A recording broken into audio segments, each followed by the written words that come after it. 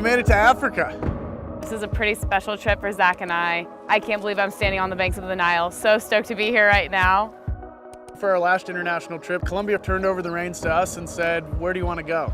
So Lauren and I basically spun a globe, and then what we decided upon together was Uganda. First day in Africa, we did a safari, and we drove around the park looking for wildlife, which was not hard to find. The park was totally abundant. Everywhere we went, we saw animals.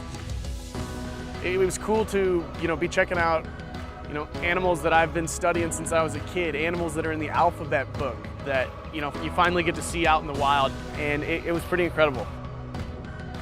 Just seeing all of these animals kind of in motion, we see photographs and video and all those things, but to actually see these animals living and being and moving in real life, that was definitely the highlight for me.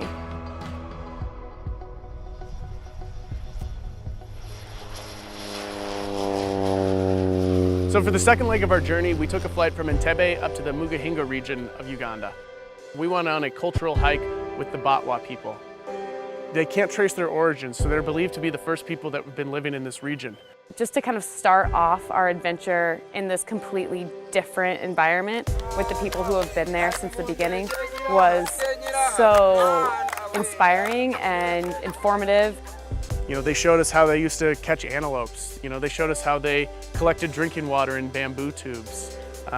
These guys started a fire with sticks, which was the most unbelievable thing I've ever seen. Just friction, putting wood together, and before you knew it, they had a fire. So it was really a comprehensive look at their lifestyle.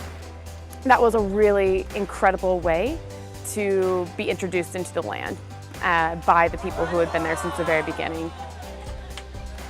So one of the main reasons Lauren and I picked to come to Uganda was this is one of the only places in the world that you can find mountain gorillas.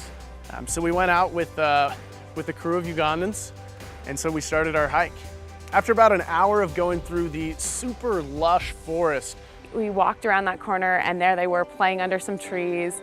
And as we approached, it absolutely blew my mind and exceeded every expectation that I would have.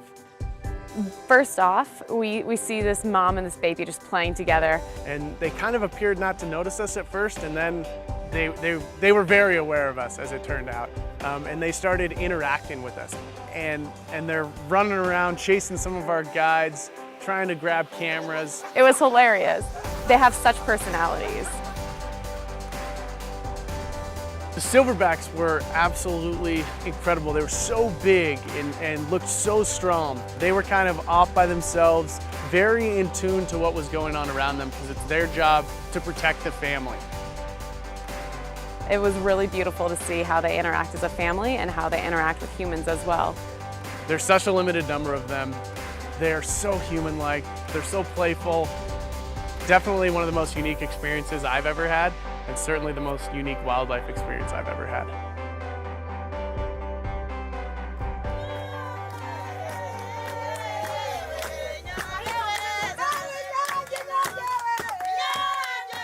We did this trip justice. I didn't just visit, but we traveled. We saw, we interacted, we learned, and we grew. Uganda is definitely a place like no other place I've been before. It was incredibly rural, it was incredibly poor, but there's a lot of wealth in this country in other ways. There's this buzz about Uganda. It's as full of life, and it's got enough life to kind of give you a little extra dose of life.